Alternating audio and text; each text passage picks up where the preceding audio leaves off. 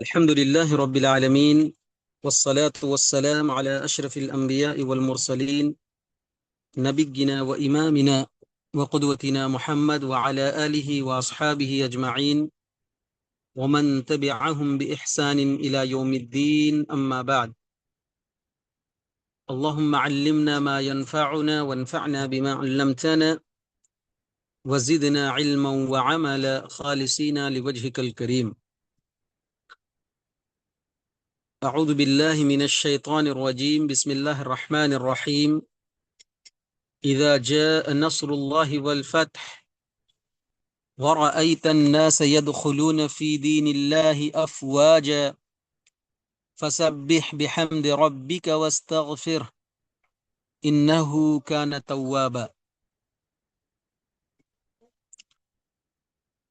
عزیز طالبات اور قابل قدر سامعات، انشاءاللہ آج ہم سورۃ النصر پڑھیں گے. سورۃ النصر قرآن مجید کی جو سورتوں کی ترتیب ہے اس لحاظ سے اس کی ترتیب ہے 110، اور نزول کے اعتبار سے جو سورتوں کی ترتیب ہے اس سورت کی ترتیب 114 ہے، یعنی سب سے آخر میں نزول کے اعتبار سے مکمل سورہ جو سب سے آخر میں نازل ہوئی یہی سورۃ النصر ہے. اس لیے قرآن مجید میں جو 114 سورتوں کی ترتیب ہے اس میں 114واں نمبر پر جو نزول کے اعتبار سے سورت ہے یہی سورۃ النصر ہے. اور یہ سورہ مدنی سورت ہے. مدنی سورت کسے کہا جاتا ہے جی؟ وہ سورتیں جو ہجرت کے بعد مدینہ اور اس کے گرد و نواح میں کیا ہے نازل ہونے والی سورتیں ہیں، ان سورتوں کو مدنی سورت کہا جاتا ہے. اس سورہ میں بھی 3 آیتیں اور 1 رکوع ہے. عزیز طالبات، اس سورت میں 2 اہم چیزوں کی طرف اشارہ کیا گیا ہے. پہلی چیز یہ کہ فتح مکہ کی خوشخبری اللہ تبارک و تعالی نے اس سورت کے ذریعے یہ خوشخبری سنا دیا کہ اللہ تبارک و تعالی اپنے رسول کی اور مسلمانوں کی عنقریب مدد کرے گا اور جلد ہی فتح مبین عطا کرے گا. اور اس فتح مبین کی وجہ سے، اس فتح کی وجہ سے، بڑی فتح کی وجہ سے لوگ کیا ہے مذہب اسلام کو کیا ہے قبول کرتے جائیں گے. سمجھ رہے نا؟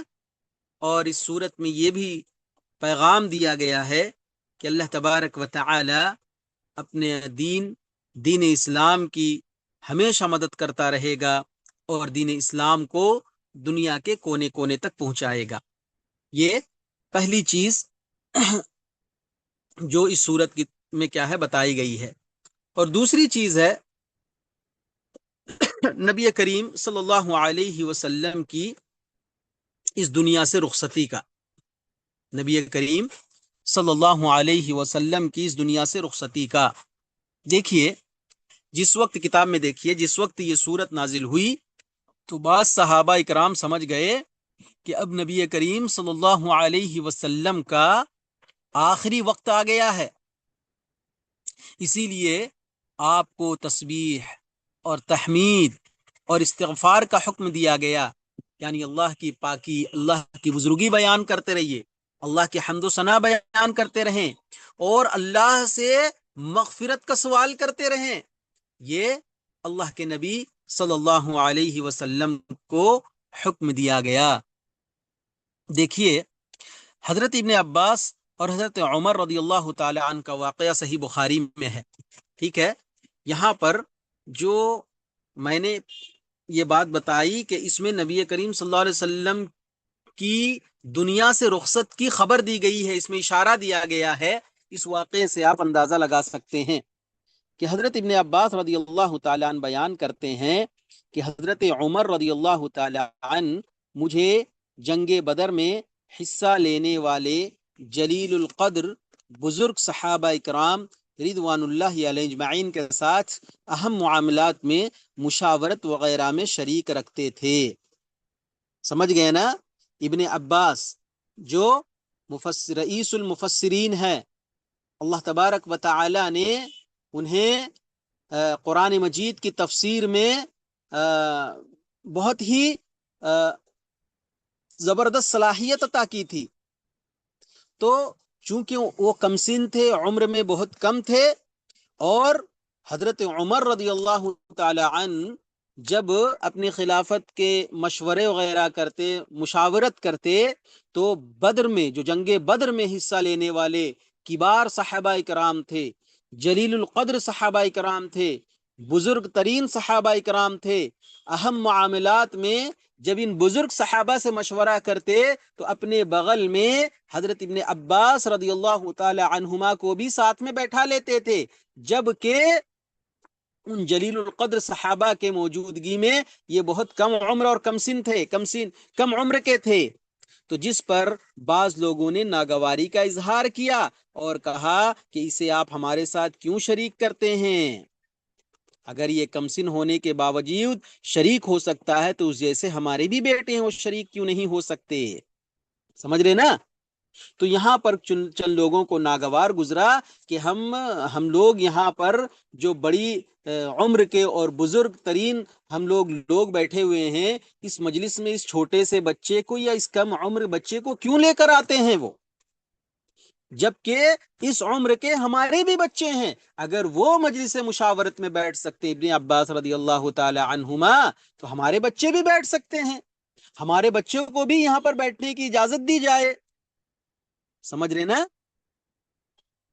तो हजरत उमर रदी अल्लाह ताला अन्हु ने फरमाया, तुम इसकी हैसियत जानते हो फिर भी एतराज करते हो। समझ रहे ना? तो हजरत उमर ने कहा, भाई तुम्हें मालूम है कि अल्लाह तबारक व तआला ने कितनी वाफिर मिकदार में उसे कुरान का इल्म दिया, शरीयत का इल्म दिया है।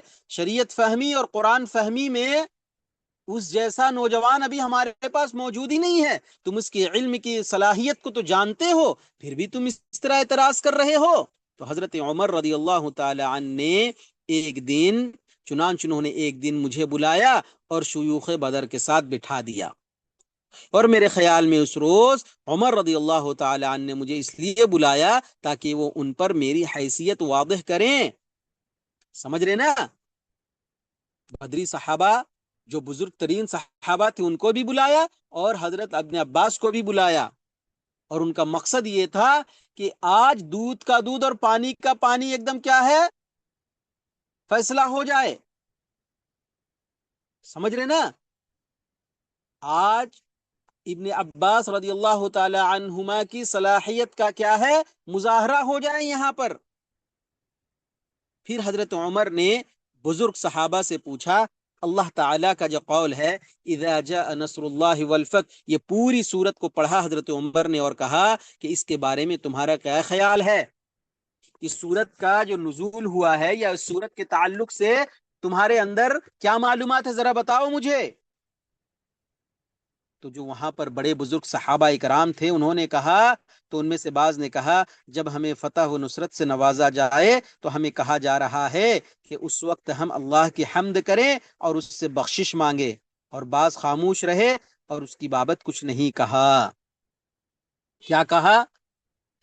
ये इस सूरत में जो जाहिरी माना है ना, कि जब अल्लाह की मदद आ जाए, जब तुम्हें फतह नसीब हो जाए और लोग जब मजहब इस्लाम को कबूल कर ले, फसब्बि बिहम्दि रब्बिका वस्तगफिर, तो तुम अल्लाह की बुजुर्गी बयान करो, अल्लाह की तस्बीह बयान करो, अल्लाह के हम्दो सना बयान करो, अल्लाह से इस्तिगफार तलब करो। जाहिरी माने पर क्या है, उन्होंने इन आयात को क्या है, जाहिरी माना पर महमूल किया, और जाहिर में जो माना दिख रहा था वो बुजुर्ग सहाबा ने वो बतला दिया कि हमें अल्लाह तबारक व तआला क्या है, अपनी बड़ाई और बुजुर्गी बयान करने और इस्तिगफार करने की तलकीन कर रहा है। बाज सहाबा ने तो ये जवाब दे दिया, और बाज को समझ में नहीं आई बात गालिबन, तो खामोश रहे या किसी वजह से वो खामोश रहे। तो फिर हजरत उमर रदी अल्लाह ताला अन मुझसे मुखातब हुए ابن عباس کہتے ہیں، ابن عباس کی روایت ہے، وہ کہتے ہیں کہ پھر مجھ سے مخاطب ہوئے اور پوچھا، اے ابن عباس، کیا تمہاری بھی یہی رائے ہے؟ یہ جو بتا رہے ہیں کہ اللہ کے حمد اور تسبیح بیان کرو، کیا تم بھی اسی طرح اس کی تفسیر بیان کرتے ہو؟ کیا تمہیں بھی اس آیت سے یہی بات سمجھ میں آ رہی ہے؟ تو میں نے کہا نہیں امیر المومنین، ایسی بات نہیں ہے، ایسا مسئلہ نہیں ہے۔ انہوں نے فرمایا، حضرت امیر المؤمنین نے فرمایا تو تمہاری کیا رائے ہے؟ میں نے کہا اس میں رسول اللہ صلی اللہ علیہ وسلم کو ان کی حیات مستعار کے دن پوری ہونے کی اطلاع دی جا رہی ہے، یعنی اللہ تبارک و تعالی نے ان کو جو 60 سالہ 62 سالہ جو زندگی عطا کی ہے، یہ زندگی کا اختتام ہو رہا ہے یہاں سے، اب اللہ کے پاس بلاوا آنے والا ہے، آپ کی زندگی کے چند ایام باقی ہیں، یہ اس کی جانب اشارہ ہے۔ تو حضرت عمر رضی اللہ تعالیٰ عنہ نے فرمایا میری بھی رائے صورت کے بارے میں یہی ہے جو تو کہتا ہے۔ تو یہاں پر دیکھیے ابن عباس رضی اللہ تعالی عنہما کی فہم و فراست کو دیکھیے، تفسیر کے معاملے میں ان کی مطلب صلاحیت کو دیکھیے۔ اسی لیے حضرت عمر رضی اللہ تعالی عنہ ان کو کیا ہے اپنی مجلس مشاورت میں بیٹھاتے تھے، ان سے مشورہ کرتے تھے، وجہ صرف یہی تھی کہ قرآن و حدیث کا پختہ اور گہرا علم ان کے اندر موجود تھا۔ تو میں نے بتایا کہ اس صورت میں جہاں پر فتح کی خوشخبری دی جا رہی ہے، وہیں پر یہ بات بھی بتائی جا رہی ہے کہ اللہ کے نبی صلی اللہ علیہ وسلم کے دنیا سے رخصت ہونے کا کیا ہے، وقت آ چکا ہے۔ اس واقعے کے ذریعے ہم نے آپ کو یہ بات بتلائی۔ اب آئیے دیکھیے آیت کا ترجمہ ہم تھوڑا دیکھتے ہیں۔ آگے کیجئے جی، پیپر کو اوپر کیجئے۔ اذا جاء نصر اللہ والفتح، اذا جاء، اذا منے جب، جاء آ جائے، اذا جاء جب آ جائے، نصر اللہ اللہ کی مدد، والفتح اور فتح، سمجھ رہے نا؟ لفظی ترجمہ دیکھ لیے، جب آ جائے اللہ کی مدد، نصر اللہ مضاف مضاف الیہ، والفتح اور فتح کامیابی، ہے نا؟ جب اللہ کی مدد اور فتح آ جائے، اے نبی جب اللہ کی مدد اور فتح آ جائے۔ جاء یجیء دیکھیے باب ضرب یضرب سے ہے، اس کا معنی ہوتا ہے آنا، مصدر کیا آتا ہے جی؟ جیئن و مجیئن، اذا جاء، جاء یجیء آنے کے معنی میں، نصر اللہ مضاف مضاف الیہ اللہ کی مدد، نصر اللہ اللہ کی مدد، اور نصر ینصرو سے مدد کرنا کے معنی میں آتا ہے، اس کا مصدر آتا ہے نصر۔ الفتح، الفتح کا معنی ہے فتح یا فیصلہ، اور اس فیصلے سے مراد کیا ہے جی؟ فتح مکہ ہے، اس فیصلے سے مراد فتح مکہ ہے۔ دیکھیے اللہ کی مدد کا مطلب یہ ہے کہ اسلام اور مسلمانوں کا کفر اور کافروں پر غلبہ ہے۔ اللہ کی مدد کا مطلب کیا ہے کہ اب تک جو محمد صلی اللہ علیہ وسلم اور اس کے صحابہ کو ستایا جا رہا تھا، تکلیف دی جا رہی تھی، مسلمان مغلوب تھے، کافر کیا ہے؟ غالب تھے، اب اللہ تبارک و تعالی یہ خوشخبری دے رہا ہے کہ اب مسلمانوں کا غلبہ ہوگا، اسلام کا غلبہ ہوگا، اور کفر اور کافر کیا ہے؟ مغلوب ہو جائیں گے۔ اور فتح سے مراد فتح مکہ ہے، جو نبی کریم صلی اللہ علیہ وسلم کا مولد و مسکن ہے، جہاں پر آپ نے ولادت پائی، جہاں پر آپ نے بچپن اور جوانی کے بہترین ایام گزارے، لیکن کافروں نے آپ کو اور آپ کے صحابہ کرام رضوان اللہ علیہ مجمعین کو وہاں سے ہجرت کر دینے پر مجبور کیا تھا۔ ہجرت کا واقعہ، ہجرت کے حادثات اگر آپ سنیں گے تو آپ کے رونگٹے کھڑے ہو جائیں گے، کیسی کیسی تکلیفیں، کیسے کیسے مصائب اور کیسے کیسے مظالم کے پہاڑ توڑے گئے، تب جا کر اللہ تبارک و تعالی نے محمد صلی اللہ علیہ وسلم کو اور ان کے ساتھیوں کو ہجرت کرنے کا حکم دیا۔ سمجھ رہے نا؟ ہم چند دنوں کے لیے اپنے گھروں کو نہیں چھوڑ سکتے، اپنے کاروبار کو نہیں چھوڑ سکتے، اپنے اعزا و اقارب کو نہیں چھوڑ سکتے ہیں. لیکن آپ جب تاریخ ہجرت کی پڑھیں گے تو آپ کی آنکھوں سے آنسو روا ہو جائیں گے. آپ کا ذہن تصور نہیں کرے گا کہ اتنی قربانیاں دے کر دین اسلام کو ہم تک پہنچایا انہوں نے. خیر، بات بہت بہت دور تلک چلی جائے گی. تو ہجرت کرنے پر جو مجبور کیا تھا آپ کے اپنے وطن عزیز سے، اس وطن عزیز کی فتح کی خوشخبری اللہ تبارک و تعالی دے رہا ہے. چنان جب سن 8 ہجری میں یہ مکہ فتح ہو گیا تو لوگ فوج در فوج اسلام میں داخل ہونا شروع ہو گئے. وَرَأَيْتَ النَّاسَ يَدْخُلُونَ فِي دِينِ اللَّهِ، جبکہ اس سے قبل ایک ایک دو دو فرد مسلمان ہوتے تھے. فتح مکہ سے لوگوں پر یہ بات بالکل واضح ہو گئی کہ آپ اللہ کے سچے پیغمبر ہیں اور دین اسلام دین حق ہے جس کے بغیر اب نجات اخروی ممکن نہیں. اللہ تعالی نے فرمایا کہ جب ایسا ہو تو یہ سمجھ لیں کہ تبلیغ و رسالت اور احقاق حق کا فرض پورا ہو چکا ہے. یہاں پر اصل میں کیا ہے، حافظ ابن کثیر رحمۃ اللہ علیہ اپنے تفسیر میں لکھتے ہیں کہ عرب کے جو قبائل تھے اسلام قبول کرنے کے لیے فتح مکہ کا انتظار کر رہے تھے. ان کا کہنا تھا کہ اگر یہ محمد اپنی قوم پر غالب آ گیا تو بلا شبہ وہ نبی برحق ہے. اور دیکھیے جب اللہ تعالی نے آپ صلی اللہ علیہ وسلم کے ہاتھوں سے مکہ کو فتح فرما دیا تو لوگ کیا ہے، گروہ در گروہ، فوج در فوج، قبیلہ در قبیلہ. اس کا موبائل آن ہے، تھوڑا آف کر لے. قبیلہ در قبیلہ، فوج در فوج کیا ہے، اسلام میں داخل ہونے لگے. اور اس کے بعد دیکھیے گا، آپ تاریخ کا مطالعہ کیجئے گا تو معلوم ہوگا اس کے بعد 2 سال کا عرصہ نہیں گزرا تھا کہ سارا عرب مسلمان ہو گیا اور تمام قبائل میں کوئی ایسا شخص نہ تھا جو اسلام کا اقرار نہ کرتا ہو.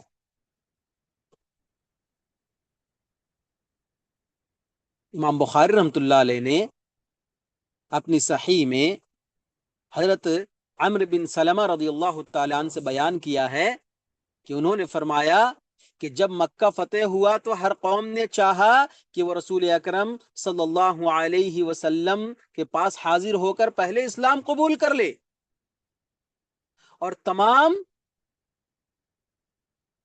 قبائل اپنے مسلمان ہونے کے لیے فتح مکہ کا انتظار کر رہے تھے، اور وہ کہتے تھے کہ اسے اور اس کی قوم کو چھوڑ دو، اگر یہ ان پر غالب آ گیا تو بلا شبہ وہ نبی ہے.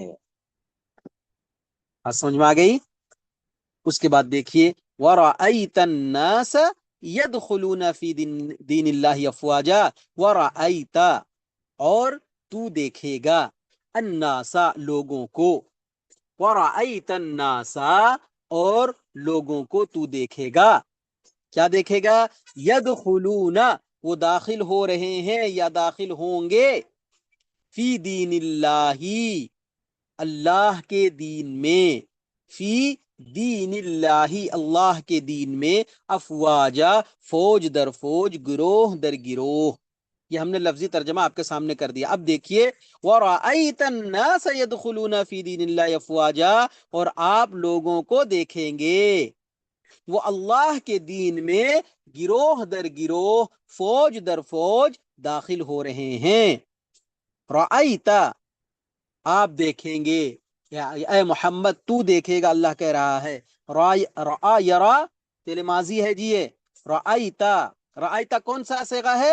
واحد مذکر حاضر کا ہے نا. اس کا مصدر آتا ہے رأى یرا سے رؤیتن، دیکھنے کے معنی میں. ید ناس، ناس ہم نے بتا دیا ہے، ناسن اناسن لوگ کے معنی میں ہے نا. یدخلون وہ داخل ہوں گے، وہ داخل ہو رہے ہیں. دخل یدخل باب نصر ینصرو سے فعل مضارع جمع مذکر غائب کا صیغہ ہے. اس کا مصدر آتا ہے دخول، داخل ہونے کے معنی میں. ٹھیک ہے. دین اللہ اللہ کے دین میں، فوجن کی جمع ہے افواجن، فوجن کی جمع کیا ہے جی؟ افواجن، گروہ در گروہ، گروہ در گروہ، فوج در فوج. فوجن افواجن کا معنی کیا ہے جی؟ گروہ، جماعت کے معنی میں. افواجہ کے معنی گروہ در گروہ، جوق در جوق، غول در غول. اس کا ترجمہ آپ کر سکتے ہیں اس طرح. تو ہم نے جیسا بتلایا ابن کثیر رحمت اللہ علیہ کی روایت سے کہ لوگ انتظار کر رہے تھے کہ یہ نبی اگر سچا ہوگا نا تو اسلام غالب آ کر رہے گا. اور دیکھیے جب اللہ تبارک و تعالیٰ نے فتح مبین سے نوازا، فتح مکہ سے نوازا، تو لوگ گروہ در گروہ، جوق در جوق کیا ہے، مذہب اسلام میں داخل ہونے لگے. اور ہم نے بتایا کہ ان دو چیزوں کی طرف، ایک تو رسول اکرم صلی اللہ علیہ وسلم کی رحلت، اور فتح مکہ کی کیا ہے، خوشخبری یہاں پر دی گئی ہے. اس کے بعد کہا فسبح بحمد ربک واستغفر. فسبح، تو تسبیح بیان کر، بحمد ربک، تیرے رب کے حمد کے ساتھ، بحمدی، حمد کے ساتھ، ربک، تیرے رب کا، واستغفر، اور تو مدد طلب کا، استغفار کر، اور تو بخشش مانگ ہو اس سے، اور تو اس سے بخشش مانگ. فسبح بحمد ربک، تو اپنے رب کی حمد کے ساتھ تسبیح بیان کیجئے. تو آپ اپنے رب کی حمد کے ساتھ تسبیح بیان کیجئے اور اس سے بخشش مانگیے، اور اس سے بخشش مانگیے. تو اپنے رب کی حمد کے ساتھ تسبیح بیان کر اور اس سے بخشش مانگ. انہو کان توابا، یقیناً وہ ہمیشہ سے بہت توبہ قبول کرنے والا ہے، بلا شبہ وہ بڑا توبہ قبول کرنے والا ہے. چلیے پہلے لفظی تحقیق دیکھتے ہیں. فسبح، سبح یہ فعل امر ہے جی. سبح، تو تسبیح بیان کر، صیغہ کیا ہے، واحد مذکر حاضر کا. سبحا، سبح، آپ پاکی بیان کیجئے، آپ تسبیح بیان کیجئے. سبحا یسبح تسبیحا، باب تفعیل سے، سمجھ رہے نا، سبحا یسبح تسبیحا باب تفعیل سے ہے یہ، ٹھیک ہے. استغفار، پاکی بیان کرنا، ٹھیک ہے. اس کے بعد بحمد، باحرف جر ہے. حمد کے معنی تعریف، ستائش. حمد کے معنی تعریف، ستائش. بحمد ربی کا، اپنے رب کی تعریف کے ساتھ یا اپنے رب کی حمد کے ساتھ کیا ہے، تو اس کی تسبیح بیان کر. حمیدہ، حمیدہ یحمد باب سمیع یسمع سے تعریف کرنا، حمد بیان کرنا، ہے نا. استغفر، استغفر کا معنی کیا ہے جی، آپ مغفرت طلب کیجئے. اے محمد صلی اللہ علیہ وسلم آپ مغفرت طلب کیجئے، تو مغفرت طلب کر. یہ بھی فعل امر ہے سبح کی طرح، اور صیغہ ہے واحد مذکر حاضر، باب استفعال سے. استغفر یستغفر استغفارا، باب استفعال سے. مصدر اس کا کیا آتا ہے جی، استغفار. مصدر کیا آئے گا، استغفار. تو کیا ہوا، فسبح بحمد ربک، تو اپنے رب کی، تو آپ اپنے رب کی حمد کے ساتھ تسبیح بیان کیجئے، تعریف کے ساتھ تسبیح بیان کیجئے. واستغفرہ، اور اس سے بخشش طلب کیجئے، اور اس سے بخشش مانگیے، اور اس سے مغفرت طلب کیجئے. انہو کان توابا، توابا یہاں پر دیکھیے، تواب کا مصدر کیا آتا ہے، توبتن. فعالن کے وزن پر یہ مبالغہ کا صیغہ ہے. توابا، بہت زیادہ توبہ قبول کرنے والا. بے شک اللہ تبارک و تعالی، بے شک وہ بہت زیادہ توبہ قبول کرنے والا ہے. اور یہ تواب، یہ اللہ کا اسماء حسنہ میں سے ہے نا. تواب، توبہ قبول کرنے والا. اس کا فعل کیا آتا ہے جی، تاب یتوب، باب نصر ینصر سے توبہ کرنے کے معنی میں، رجوع کرنا، توبہ کرنا، پلٹ جانا اللہ کی طرف، ٹھیک ہے. انہو کان توابا، تو کیا ہے، استغفار طلب کر، بخشش مانگ، کیونکہ اللہ تبارک و تعالی بہت زیادہ توبہ قبول کرنے والا ہے.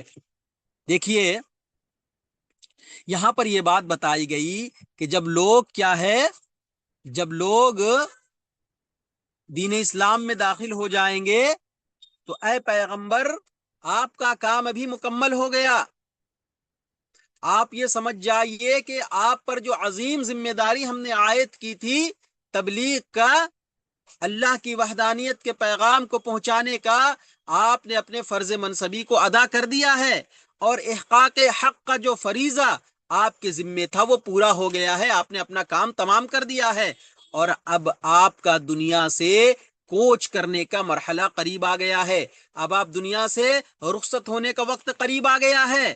اس لیے اللہ تبارک و تعالی اپنے نبی مکرم کو یہ تعلیم دے رہا ہے کہ حمد و تسبیح الہی اور استغفار کا خوب اہتمام کر۔ اس سے معلوم ہوا کہ زندگی کے آخری ایام میں ان چیزوں کا اہتمام کثرت سے کرنا چاہیے۔ دیکھیے صحیح بخاری کی ایک روایت میں آتی ہے کہ اما عائشہ رضی اللہ تعالیٰ عنہ نے کہا کہ ما صلی النبی صلی اللہ علیہ وسلم صلاة بعد ان نزلت علیہ اذا جاء نصر اللہ الا یقول فیہا سبحانک ربنا وبحمدک اللہم اغفر لی۔ اما عائشہ کہتی ہیں کہ اللہ کے نبی صلی اللہ علیہ وسلم نے کوئی نماز ایسی نہیں پڑھی جب اذا جاء نصر اللہ نازل ہو گیا، جب یہ سورت نازل ہوئی تو اللہ کے نبی صلی اللہ علیہ وسلم کی کوئی نماز ایسی نہیں تھی جس میں آپ یہ دعا نہیں کرتے تھے کہ سبحانک ربنا وبحمدک اللہم اغفر لی، سبحانک ربنا وبحمدک اللہم اغفر لی۔ اے اللہ تیری ذات پاک ہے، تو پاک ہے، ربنا اے ہمارے پروردگار، وبحمدک اور تیرے ہی لیے ہر قسم کی تعریف ہے، اللہم اغفر لی اے پاک پروردگارہ تو مجھے معاف فرما دے۔ تو یہ دعا کیا ہے، ہمیں بھی کرنی چاہیے۔ اب جب اللہ کے نبی صلی اللہ علیہ وسلم اپنے فریضے کی ادائیگی سے فارغ ہو گئے تو آپ صلی اللہ علیہ وسلم نے کمر کس لیا اللہ کی عبادت کے لیے، استغفار طلب کرنے کے لیے۔ تو ہماری اور آپ کی کیا حیثیت ہے جی؟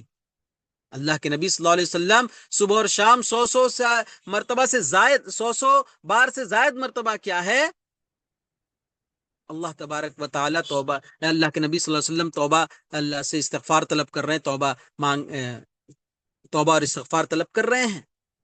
تو ہمیں بھی چاہیے کہ ہم کیا ہے، ان دعاؤں کا اور ان اذکار کا، اللہ کی تسبیح اور تحمید کا کیا ہے، اہتمام کریں۔ اللہ سے دعا ہے کہ اللہ تبارک و تعالی ہمیں ان چیزوں کو سمجھنے اور سورۃ النصر میں جو پیغام ہمارے لیے ہے اس پیغام کو سمجھنے اور اس پر عمل پیرا ہونے کی توفیق عنایت فرمائے، آمین۔ اقول قولی هذا واستغفر الله لي ولكم ولسائر المسلمين من كل ذنب فاستغفروه انه هو الغفور الرحيم، وصلى الله تعالى على النبي الكريم۔ السلام عليكم ورحمة الله وبركاته۔